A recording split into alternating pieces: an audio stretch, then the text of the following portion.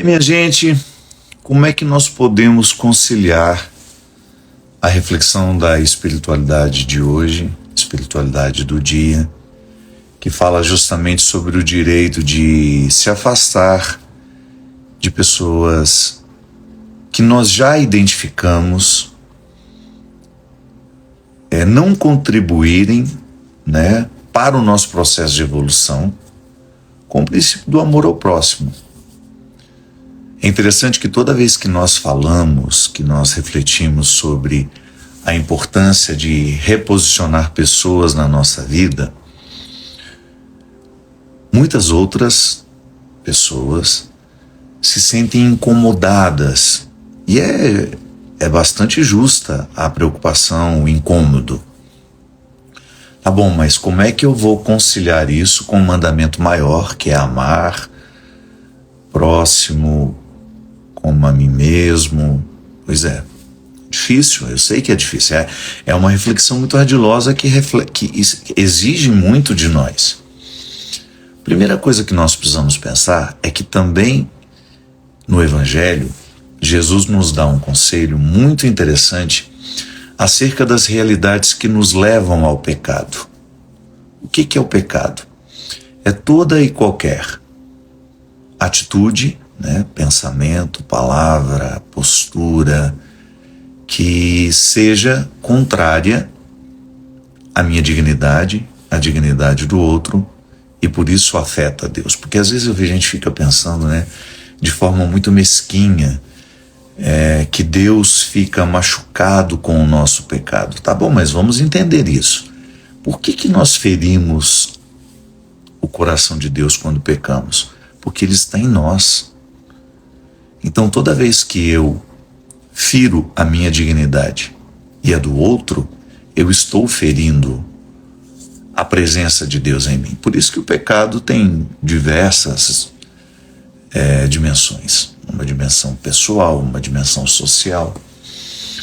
Mas Jesus dizia que tudo o que nós identificamos como algo que nos faz pecar, a gente precisa eliminar da nossa vida. É uma palavra difícil, eliminar.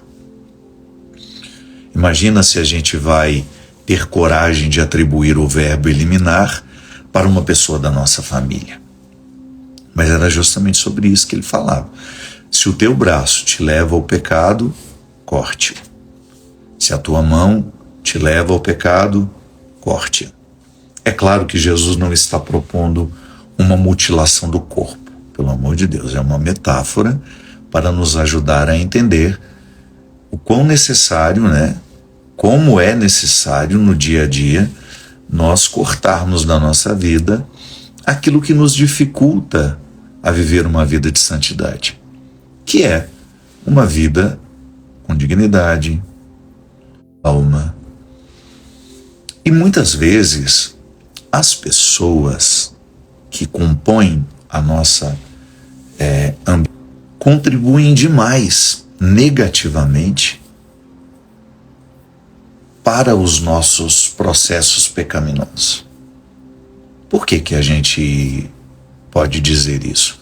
Porque nós não somos imunes, nós não conseguimos viver sem a influência do outro. Nós somos permeáveis, A experiência humana nos mostra que nós somos permeáveis. Eu capto os sentimentos dos outros. Com o tempo, à medida que eu me permito a convivência, eu sou influenciado pela maneira do outro pensar. Por isso que a gente tem que tomar muito cuidado com a história dos influenciadores, nos dias de hoje. Tá bom, as pessoas nos influenciam em que dimensão da vida? Influenciam a nossa maneira de sentir, influenciam a nossa maneira de pensar. Qual é a influência que o outro exerce na nossa vida? E quem são os influenciadores que nós estamos elegendo para que tenham este papel tão importante em nós, na nossa história? Então, quando eu preciso pensar nas pessoas que de alguma forma eu absorvo, eu preciso sim saber o que dela eu estou absorvendo. E uma uma pessoa comentou aqui comigo: padre, como é que eu lido com essa questão que o senhor apresenta quando eu identifico que quem mais me faz mal na vida é minha mãe? Imagina que coisa terrível, minha gente. Eu jamais tive essa experiência, né? Claro, tive dificuldades com a minha mãe, inclusive conto muito no livro A Vida é Cruel, né, Maria? Eu fui muito cedo exposto a problemas que eu não tinha condições, que eu não tinha possibilidade de lidar. Não tinha filtro emocional para lidar, mas enfim, fui exposto. E tá tudo certo. Eu incorporei a minha história e lido diariamente com ela. E quando eu preciso pensar no papel da minha mãe na minha vida, eu confesso que o que prevaleceu foi só o positivo. Pelo contrário, a minha mãe nunca, sobretudo depois quando eu, fiquei com mais autonomia, com mais condições de me defender do que aquilo que na minha casa me atingia de forma tão cruel, que a criança, o que é o trauma? Já falei muito sobre isso, né? O trauma é uma situação que uma criança não é capaz de administrar. E ela registra aquela informação que muitas vezes vem por meio de uma violência, ou uma conversa que ela não tem condições de acompanhar, ou de um fato que ela não precisaria saber, ou de uma situação que ela precisa experimentar. O trauma é aquilo que não cabe dentro de nós por qualidade suficiente para administrar aquilo. Então, o que nos traumatiza? É aquilo que nos foi oferecido num momento em que a gente não era capaz de receber. Então, quando eu penso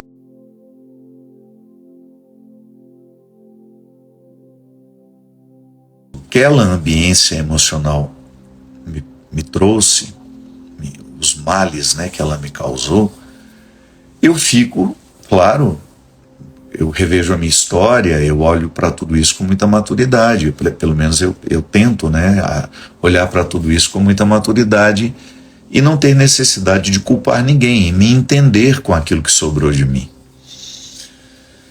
Então, quando eu penso na minha história com a minha mãe, o que prevalece é o que foi bom. Agora, eu fico imaginando como deve ser difícil você lidar com uma mãe que você já identificou que te faz mal. Isso é muito comum, minha gente. É muito comum. É mais comum do que a gente imagina. Por quê? Nós temos uma dificuldade enorme de olhar para os defeitos dos nossos progenitores. A gente custa ter coragem de reconhecê-los. E às vezes, quando a gente reconhece de forma muito agressiva, e não deveria ser assim. Ao longo da vida, a relação mãe-filho, pai-filho, não deveria ser romantizada. Existem defeitos na relação mãe-filho. Por mais que a minha mãe me ame, em algum momento ela errou comigo. Por mais que o meu pai tenha me amado, em alguns momentos da minha vida ele errou comigo. E é assim, não tem que romantizar. E a gente também não pode romantizar de que nós não temos o direito de olhar nos olhos deles e dizer: você me faz mal, mesmo sendo minha mãe. Você me faz mal, mesmo sendo meu pai. Verbalizar é importante demais. Mas verbalizar do jeito certo. Muitas vezes nós vamos engolindo sapo, como é o ditado popular, e a gente não tem coragem de fazer aquilo que é o mais elementar em todo relacionamento, que são os enfrentamentos. Que é quando você formaliza uma conversa. Fala: mãe, vamos sentar aqui para conversar?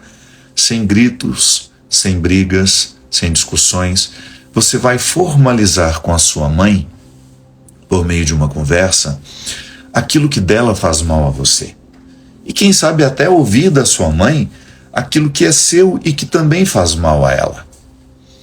Então não é nenhum problema eu reconhecer que minha mãe me faz mal. O problema é eu romantizar, não ter coragem de dizer, porque Na minha compreensão, mãe não pode ser colocada, né, nesse lugar. O enfrentamento nos ajuda muito a fazer isso. É quando nós formalizamos. Agora, eu posso eliminar a minha mãe da minha vida? Por mais que a minha mãe tivesse errado comigo, eu jamais gostaria de eliminá-la da minha vida. Agora, eu também sou muito consciente de que talvez eu quisesse neutralizar aquilo que dela faz tão mal em mim. Como é que eu neutralizo? Estabelecendo distâncias.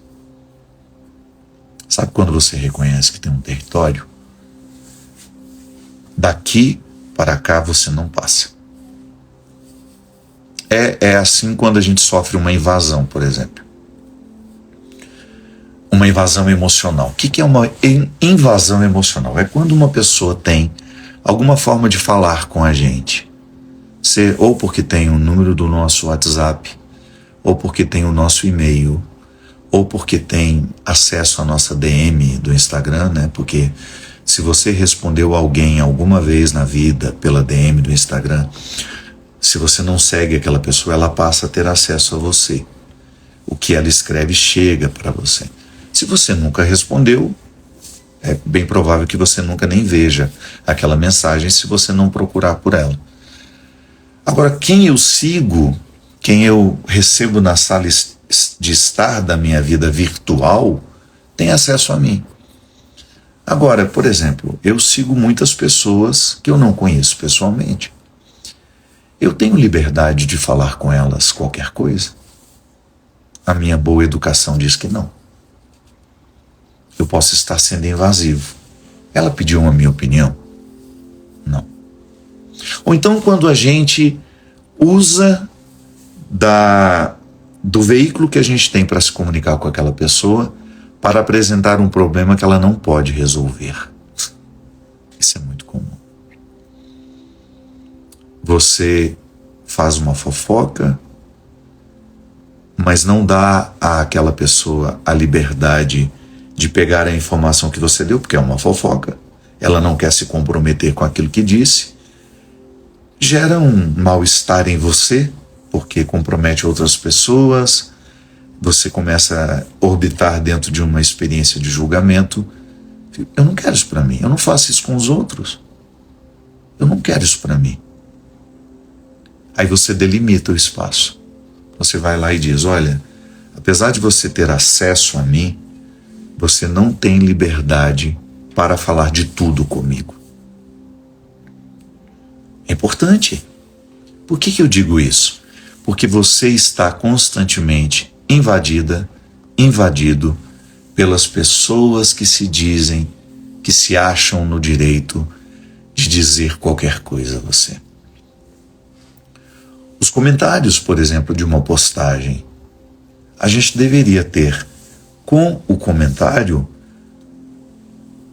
o mesmo cuidado que a gente tem quando a gente está à mesa com uma pessoa. Quando você está sentado à mesa com um grupo de pessoas, você fala qualquer coisa? Não. Você vai ter um cuidado com aquilo que você fala. A rede social não é diferente não, minha gente. O que eu comento no post do outro é uma forma de demonstrar se eu sou educado ou não. É uma forma de demonstrar cordialidade. Ou até mesmo uma forma de dizer, eu não tenho nada com isso, você não pediu minha opinião. Então, são muitas as situações que nós precisaremos reposicionar as pessoas.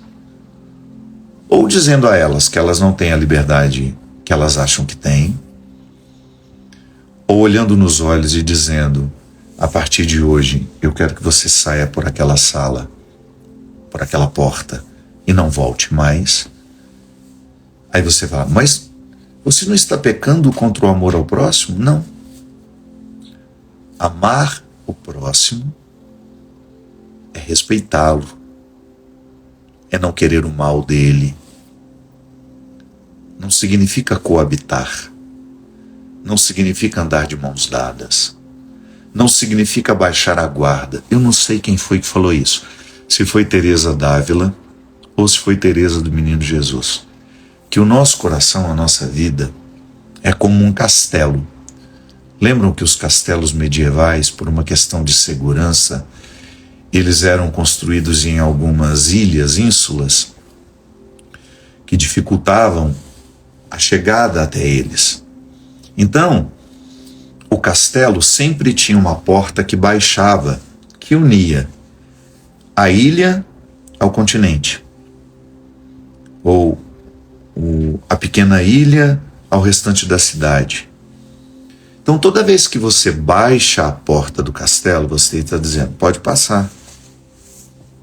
Venham para o meu espaço reservado. Né?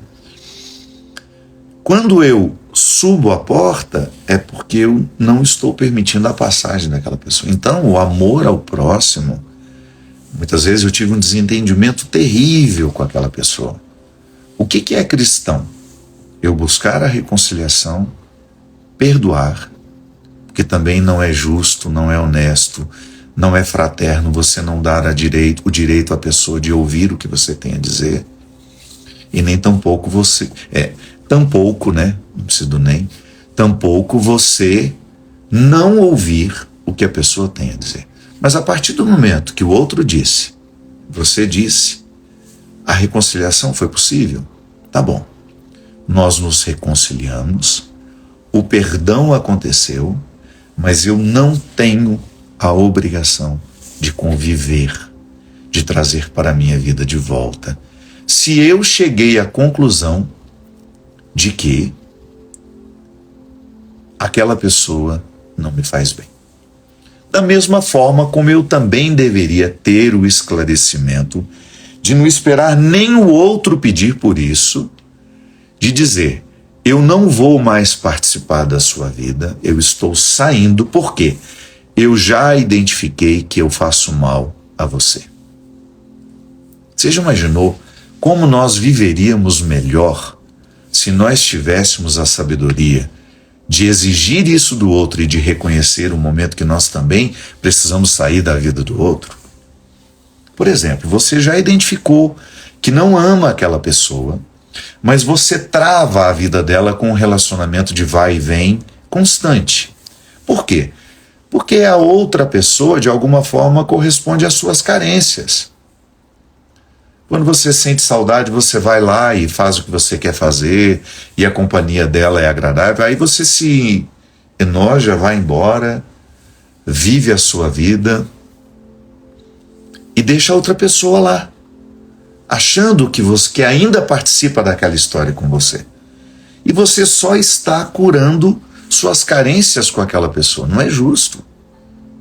Eu deveria, no momento, por exemplo, tenho um relacionamento, né? Estou dando um exemplo. Eu tenho um relacionamento, eu não gosto mais daquela pessoa, mas de vez em quando eu curo minhas carências com ela. Então eu não termino nem começo. Eu não dou continuidade ao relacionamento, nem faço questão de terminar. Porque de alguma forma... Vocês estão reclamando da voz? Será que é o microfone? Porque de alguma forma eu estou objetificando aquela pessoa na minha vida, né? Eu faço as minhas visitas esporádicas para manter aquele vínculo para a minha comodidade. Mas de repente a outra pessoa me ama e acredita que eu vou ficar com ela, quando na verdade eu já decidi há muito tempo que eu não quero continuar com ela. Só que aí, no exercício de falta de caridade, eu não esclareço com aquela pessoa. Isso é de uma crueldade sem tamanho, minha gente. Já identificou que não quer mais aquela pessoa? Então, quando vier a sua carência e você sentir vontade de mandar uma mensagem, sentir vontade de fazer um telefonema, para convidar para fazer alguma coisa, ou para você ter o que você quer dela, não faça. Tenha a grandeza de alma de reconhecer que sair de cena da vida das pessoas é uma atitude de amor. Às vezes o que o outro espera de você, é que você tenha a nobreza de alma de dizer: eu não amo o suficiente para estar aqui. Eu só estou voltando para ter o que eu quero de vez em quando. E estou fazendo você, transformando você no objeto da minha satisfação. Não é justo. Não é justo. Então, delimitar o espaço do outro, também você dizer isso, olha, quando você identificar que o outro está fazendo com você o mesmo que muitas vezes nós fazemos com um objeto que não tem mais utilidade, estabeleça um limite. Cadê a dignidade? Eu falo muito disso nos nossos shows ultimamente, né? É a primeira fala do show. A primeira coisa que a gente canta os sambas, que a gente provoca aquela alegria inicial. Quando entra a música Hoje Livre Sou, o primeiro discurso é sobre isso. A importância do amor próprio como uma forma de viver e experimentar o amor de Deus em nós. Como é que o amor de Deus se manifesta na nossa vida? Isso parece tão teórico. Por meio do amor próprio. E eu sei que muitas vezes você escutou que você tem que ter um desprezo por você. O cristianismo já fez muito esses discursos equivocados. Não, você não tem que ter desprezo por você. Deus não quer isso. Deus quer que você reconheça o seu valor, porque é a dignidade dele em você. É isso que te faz tão especial. Então, quando você se ama, o seu olhar fica mais atento para identificar uma relação objetal. Quando você se ama, você fica muito mais perito em reconhecer o crime do sequestro da subjetividade. Quando o outro não ama, ele está querendo apenas sequestrar a sua subjetividade para obter os favores que ele quer, para muitas vezes usar você.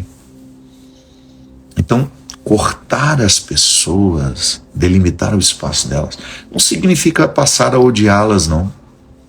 Aliás, a gente não deveria odiar ninguém, porque o ódio é um sentimento que nos intoxica. E eu, por exemplo, quando eu odeio alguém, eu estou perdendo a oportunidade de amar um outro. Porque é o mesmo impulso na fonte. A psicologia nos ensina isso.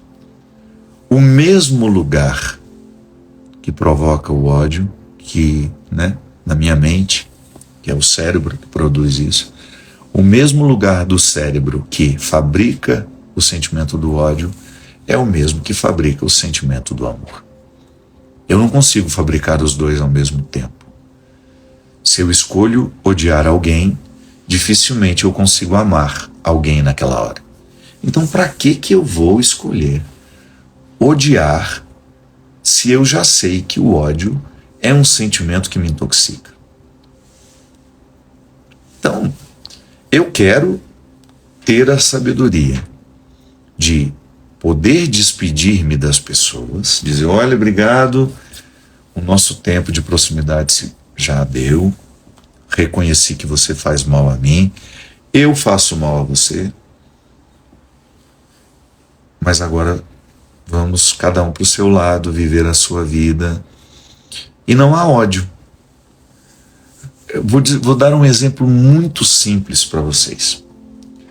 Em muitos momentos da minha vida, pessoas se apaixonaram por mim. Eram próximas a mim, se aproximaram de mim por causa do padre que eu sou, e muito honestamente começaram a fazer uma busca espiritual ao meu lado, e lá pelas tantas vêm e me dizem, eu estou apaixonada por você e preciso que você me ajude. Primeira coisa, eu não posso ajudar se eu sou o problema. Na verdade, a pessoa faz a confissão, talvez numa esperança de que eu vá corresponder, ou vai fazer aquela confissão numa esperança de que eu realmente vá ajudá-la a superar. Gente, mas é impossível. Eu não posso cuidar emocionalmente de uma pessoa cujo problema sou eu. Eu não posso cuidar espiritualmente de uma pessoa cujo problema sou eu. Então a primeira coisa que eu digo é, por gentileza, se afaste e tente organizar isso que você está vivendo, já que eu não tenho interesse de deixar a minha vida e assumir, né, uma outra forma de viver. Estou muito feliz aqui, obrigado. E quero que a outra pessoa esteja também. Eu não posso ajudar alguém se eu sou o problema dela. Então, de que maneira nós precisamos ter... de que maneira nós podemos lidar com a necessidade de neutralizar pessoas com o amor ao próximo? Primeira coisa é identificando que, quando você neutraliza, você não está odiando. Você apenas levantou a porta do castelo e está impedindo que aquela pessoa continue trazendo os lixos emocionais dela. Porque eu não sou lixeiro. Eu não sou lixeiro emocional de ninguém. Eu não posso ser o depósito do lixo emocional de uma pessoa. Ah, mas ela não está bem, tá bom, então ela vá procurar ajuda com quem pode ajudar. Eu não posso ajudar alguém cujo problema dela sou eu. E às vezes, isso já me aconteceu muitas vezes e até recentemente, de uma pessoa de me achar ingrato, porque fez muito por mim e... Tá certo, tudo bem. Eu reconheço o que o outro fez por mim, o que o outro me fez de bom, mas eu também reconheço o que ela me fez de mal. A pessoa, por melhor que ela seja, ela não só nos traz coisas boas. A pessoa, por melhor que ela seja, ela não só me oferecerá coisas boas. E eu tenho o direito de fazer a matemática. O que é bom, eu guardo comigo como uma forma de gratidão, mas eu não quero que aquela pessoa continue invadindo a minha vida para julgar sobre mim um lixo emocional que não me pertence, porque é um problema dela. Ela precisa se resolver. Ela precisa amadurecer. Ela precisa acordar para a vida. Porque eu, particularmente, minha gente, eu tenho muita dificuldade com quem não é capaz de reconhecer os problemas que tem. Eu acho que de todos os defeitos que eu tenho, este é o pior.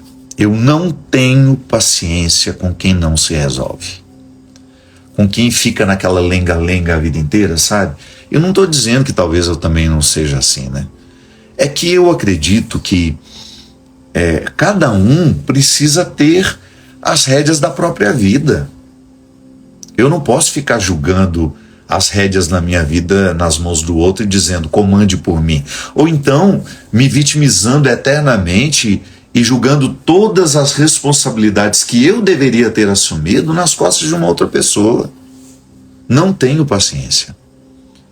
E às vezes a minha paciência é muito curta nessas situações. E eu até fico me analisando, né? Por que que eu sou assim? Não sei se é porque desde muito menino eu precisei assumir a minha vida. E vou te falar uma coisa, eu tenho muitas amizades qualificadas, mas muitas. Eu não sou aquele que conta nos dedos, não. Os meus dedos não cabem. As pessoas, os bons relacionamentos que eu tenho. Inclusive, são até pessoas com as quais eu não me encontro regularmente. Cujas pessoas, né, estejam aqui dentro da minha casa o tempo todo. Não. Porque é impressionante como a proximidade não é garantia de intimidade. Às vezes eu sou próximo de uma pessoa, mas não tenho um pingo de vontade de ser íntimo dela. Um exemplo, a pessoa que trabalha na mesa ao lado, na sua vida, põe aí, na mesa ou no balcão, ou seja lá onde for. Às vezes você tem uma proximidade enorme com aquela pessoa, passa mais tempo com ela do que com a sua própria família, e você não tem um pingo de vontade de desenvolver intimidade com aquela pessoa. Por quê? Não sei explicar. Tem explicação para a lógica da empatia e da antipatia? Você tem até um princípio filosófico do Martin Buber que eu gosto demais, você já cansou de me ouvir falar dele, porque eu acho que ajuda a explicar muita coisa. Que a pessoa que eu gero quando estou com a outra, eu não gero com ninguém mais. Então, se a pessoa que eu gero com você é bacana, eu vou sempre querer estar com você. Se a terceira pessoa que eu gero com você não é bacana, eu não quero mais ter contato. É natural isso. Antipatia, simpatia são regras que nós não temos muito domínio. Você chega, de repente aquela pessoa invade a sua vida de um jeito tão agradável, sabe? Que não é uma invasão emocional negativa. Ela invade porque ela te deixa absolutamente à vontade. Ela não te impõe a presença dela. Então você fica encantado com aquela pessoa e em pouco tempo você quer ser íntimo dela. Proximidade não é garantia de intimidade. Então, muitas vezes eu tenho amigos íntimos que não são próximos. Isso é interessante demais, porque você também experimenta isso. Então eu tenho muitos bons amigos que são íntimos, nem sempre próximos. Pergunte a eles se eu tenho o hábito de ficar com lamúrias. Não. Boa parte dos meus conflitos eu passo sozinho. Até aqui dentro de casa. Taninha, que é minha alma gêmea na vida, né? O Everson, que é meu melhor amigo. Toninho, que faz parte dos meus melhores amigos. A Tânia, lá de Belo Horizonte. A Cristiana Gutierrez. A Maricota, aqui de frente de casa. A Teca. Pergunte para eles. Às vezes eu volto para casa carregadíssimo, assim, pesado, com os problemas que eu estou enfrentando, com as dificuldades que eu lido, porque não é fácil. Cada um tem a sua batalha. Eu não descarrego em ninguém. Mas, claro, tem gente que não é assim. Tem gente que tem necessidade de descarregar. Agora, eu, particularmente, tenho muita dificuldade com quem facilmente terceiriza os seus demônios. Também uma coisa que a gente fala muito nos shows ultimamente. Tem gente que terceiriza o demônio. Ah, vem aqui em casa fazer um exorcismo para libertar a minha vida do demônio. Assim é fácil, né? Oração não é mágica. Qual que é o exorcismo que funciona na nossa vida? Quando você fecha as portas por onde o diabo entra.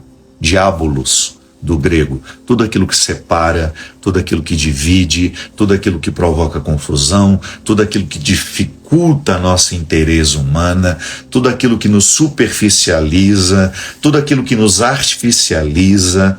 E essa rede social está cheia de diabolos. Está cheia de situações diabólicas, está cheia de fofoca, está cheia de gente que se interessa pela vida alheia o tempo todo e divulga a vida alheia o tempo todo e quase que nos convence a fazer o mesmo. Tudo bem, tem gente que vive disso. Agora, eu não quero nutrir a minha alma com isso. O que da vida do outro me interessa? Não sei. O que da vida do outro eu quero saber? Se for alguma situação que eu possa ajudar. Agora, a vida do outro é do outro. Olha o princípio da alteridade. Isso é filosofia também. Vida do outro. Meu Deus, como são princípios elementais, básicos da vida humana, que às vezes a gente esquece. porque nós estamos evoluindo. Eu nunca vi como que nos dias de hoje nós estamos em franco processo de involução. Parece que nós estamos retornando a alguns estágios, porque o cérebro continua aqui, né? Ele evoluiu, mas as regiões primitivas dele estão todas aqui, em mim e você. Basta você permitir que esta área do cérebro assuma o comando e você volta a ser um viking. Você volta a ser aquele estágio da evolução que matava o vizinho porque ele era diferente de você. Basta você permitir que esta região do cérebro assuma o seu comando e você se torna uma pessoa intolerante, irracional. Já que o que nos caracteriza é a racionalidade, e a racionalidade compõe tantas coisas maravilhosas, inclusive a capacidade de não ser racional em alguns momentos, né? E permitir que a fé nos leve. Até para ter fé você precisa ser racional. A razão é que te dá condições de não escolher naquele momento precisar de algo concreto. Até para crer em Deus eu preciso ser racional. Fora da racionalidade não há fé. A esperança é um conceito que a razão me ajuda a elaborar. A compaixão é um dos princípios mais elaborados que a razão é capaz de despertar. A compaixão é super elaborada. Não é pouco, não. Por isso que em alguns momentos do meu livro, eu acho que é logo na abertura do meu livro, eu falo que quando nós estamos diante de uma criança que nasce, nós temos 2 motivos para cuidar dela. Primeiro, porque nós somos movidos pela compaixão, a indigência, né, de uma criança, ela não pode fazer nada por ela mesma. Então isso enche o meu coração de compaixão. Nossa, eu quero cuidar dela. O amor me invade imediatamente, mesmo sem conhecer aquela criatura. Eu sei que se eu não cuidar dela, ela morre. Em um dia, uma criança morre se não for cuidada. Então, a minha compaixão é capaz de me fazer decidir cuidar dela. E aí é lindo o que eu vou viver. Difícil? É. Mas a compaixão, quando está por baixo de tudo, como base, tudo que eu vou viver com aquela criança vai ser bonito. Por mais difícil que seja, vai valer a pena. E a outra possibilidade é a culpa. Eu não cuido porque eu amo. Eu cuido porque eu não quero me sentir culpado por não cuidar. Isso é tão comum. E nós chamamos isso de amor. Não é amor. É medo de se sentir culpado. Muitas vezes eu faço não é porque eu amo, é porque eu não quero me sentir culpado. Eu vou lá por obrigação eu faço. Tá bom, tem valor nisso? Pode ter. Mas viver disso o tempo todo? Meu Deus do céu. É muito cruel. Viver disso o tempo todo é extremamente cansativo. Por isso que a elaboração da compaixão é um princípio cristão. Eu preciso ser um homem de compaixão. Mas como conciliar a compaixão com a necessidade de estabelecer limites para o outro? Pois é, às vezes por compaixão. Compaixão significa que você está partindo de você. Então você tem um amor por você que se manifesta no amor pelo outro. Olha aí o primeiro mandamento e o mais importante de todos. Amar a Deus sobre todas as coisas e ao próximo como a si mesmo. Não tem como separar os 3 amores, viu? Não tem. Às vezes eu escuto umas pessoas aí separando e dizendo que o amor a Deus acima de todas as coisas não inclui o amor ao próximo. Jesus não se daria o trabalho de resumir um mandamento se só a primeira parte do mandamento fosse importante. Não. As 3 dimensões do amor são essenciais para quem quer ser cristão. Amar a Deus acima de todas as coisas, acima de todas as pessoas. Difícil, nossa Senhora. Quando uma mãe perde um filho, quando você perde uma pessoa que você ama, e você entende isso. Ao próximo como a si mesmo. Veja que é um movimento. Então, o princípio de compaixão que me leva a ter respeito pelo outro, também me leva a ter respeito por mim. Eu estabeleço um limite para que você não ultrapasse, porque você está me desrespeitando.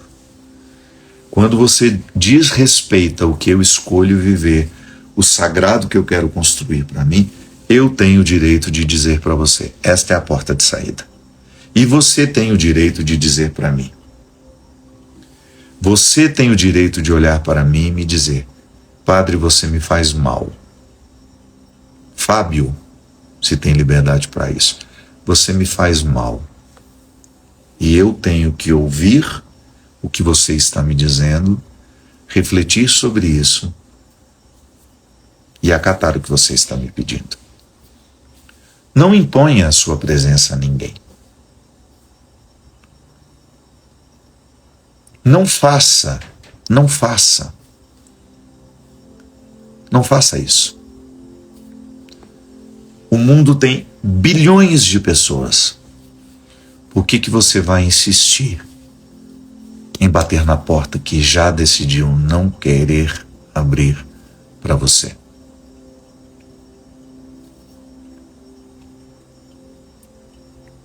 Permita que o outro pense também assim. Quando você for convidado a se retirar da vida de alguém, reveja o que fez aquele alguém pedir que você se retirasse, para que você não continue errando com os outros. De repente você descobre que no ambiente em que você trabalha, você já brigou com 70% das pessoas. Ou então você descobre que na sua família todos estão brigados com você. Será que não vale a pena você se perguntar, o problema é comigo? O problema está em mim? O problema está neles? Quando você perceber que a porcentagem aumenta diariamente de pessoas que têm dificuldade com você, tenha coragem de se perguntar, o problema está em mim ou o problema está neles? Eu estou afastando as pessoas, ninguém está querendo ficar perto de mim. Eu achei tão bonitinho. O seu Itamar, aquele senhor que eu pedi que renovasse as promessas do meu batismo lá no Rio Jordão, tem até um vídeo dele muito lindo. O seu Itamar se tornou um grande amigo, um peregrino. Eu entrei na vida dele no momento em que o filho dele se matou. Depois do suicídio do filho, ele descobriu o meu trabalho, o meu ministério, e segundo ele, eu o ajudei a se reerguer. E hoje ele é um dos meus peregrinos que viaja comigo, que está sempre comigo, sempre que ele pode. E nesta última peregrinação que nós fizemos para a Itália, o seu Itamar me deu um testemunho muito lindo. Ele disse assim, Padre Fábio,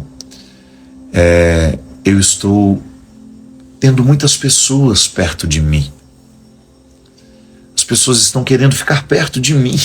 Eu achei bonitinho ele reconhecer isso. Aí de repente eu perguntei, será que essas pessoas mudaram?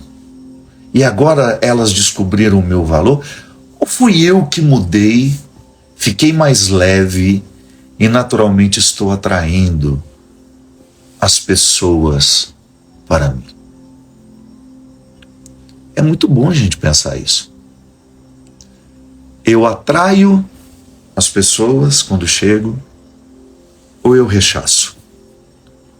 A minha maneira de ser, de lidar comigo, é atraente aos olhos dos outros? Ou eu sou uma pessoa dificílima que as pessoas não escolhem passar por perto? Bom, gente, eu faço o tempo todo uma reflexão. Eu sei das dificuldades que eu tenho comigo. E sei de como ao longo da minha vida, nossa, de maneira especial, há uns 5, 6 anos, nossa, como eu estava péssimo com os outros. Por quê? Porque eu estava péssimo comigo. Quando eu sou ruim para mim, eu sou ruim para o outro. Mas acredite, quando eu sou ruim para o outro, eu sou 10 vezes mais ruim comigo. E eu me lembro que há uns 5, 6 anos eu estava um fardo para mim. E eu estava insuportável para os que precisavam conviver comigo. Não é que hoje eu esteja um docinho de coco, não. Longe disso. Estou longe de quem eu quero e preciso ser. Mas eu me sinto muito mais amável, muito mais paciente, muito mais tolerante. Por quê? Porque eu estou assim comigo. E eu estou mais esclarecido também, sabe? Estou mais esclarecido. Há momentos em que, quando eu percebo que o outro está invadindo um lugar que para mim é sagrado, ou está tentando me fazer orbitar numa atmosfera que eu não escolho, de desconfiança, de rancor, de mágoa, de ressentimento. É o que eu falei hoje, né?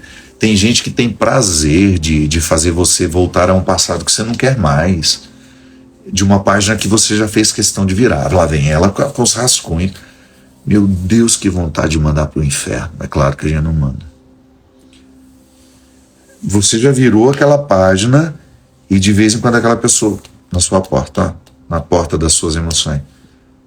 Olha isso, que coisa horrível do seu passado. Olha isso que aconteceu. A pessoa não vira a página dela e ela não quer que você vire a sua. Então eu não faço isso com ninguém. Eu não fico atazanando ninguém, não. Eu escolho isso. Porque eu não quero isso para mim, não quero para o outro. Então quando eu sou pesado para mim, eu estou sendo pesado para o outro, mas eu sou muito mais para mim. Então às vezes a gente precisa ter a sensibilidade de se perguntar, tá bom, o outro me indicou a porta de saída, não me quer na vida dele. O que eu fiz para que isso acontecesse? Posso corrigir em mim alguma coisa? Posso modificar alguma forma de pensamento que talvez esteja me colocando muito pesado? Posso modificar alguma forma de sentir? Porque eu sou aquilo que eu sinto, aquilo que eu penso, aquilo que eu falo, aquilo que eu faço. Eu sou um conjunto de coisas. E às vezes eu preciso interferir numa das instâncias que compõem o meu ser. Então é isso, minha gente. Que Deus nos conceda a graça de saber identificar isso. É por isso que não há possibilidade de falar de vida espiritual sem falar de autoconhecimento. Jesus disse: conhecereis a verdade e ela vos libertará. Conheça a sua verdade. Investigue-se ao máximo. Quando sentir ciúme de alguém, tente saber por que você sente ciúme. Quando sentir raiva de alguém, tente saber por que eu estou sentindo tanta raiva. O que o outro desperta em mim de tão raivoso? É o Espírito Santo que faz isso em nós. A vida no Espírito, né? A vida na graça de Deus, ela sempre nos inspira o autoconhecimento. Os santos podem ter certeza, precisaram trilhar o difícil caminho do autoconhecimento. Ninguém chegou à glória dos altares sem ter penado nos divãs que não existiam como hoje existem, nos divãs da vida. Eu nunca também tive a oportunidade de me curar muito nos divãs. A minha única experiência em ser terapeutizado pelos meios formais da psicologia, eu era muito jovem, não soube aproveitar. E depois eu fui descobrindo os divãs, né, da vida que eu tenho aqui nos meus livros, nos filmes que eu escolho ver, nas coisas, nas pessoas com quem eu escolho conversar. Aos poucos a gente vai vivendo o processo natural da terapia. Você vai descobrindo que amigo de verdade é o melhor terapeuta que nós temos. E da mesma forma como nós não podemos pensar que eu tenho o direito de julgar todos os meus problemas nas costas do terapeuta, eu também não posso julgar nas costas dos meus amigos aquilo que me diz respeito. Ó Deus de amor e de poder, vós que conheceis o nosso coração, a nossa vida, ajudai-nos a trilhar a experiência do autoconhecimento, para que por meio dele nós tenhamos acesso àquilo que em nós é desconhecido de nós mesmos e que, tendo acesso ao que é desconhecido, pelo movimento da verdade, nós tenhamos condições de reassumir o controle para que a melhor parte de nós nos comande. Eu não quero, Senhor, ser um navio sem leme, sem timão. Eu quero ser um navio que enfrenta os altos mares,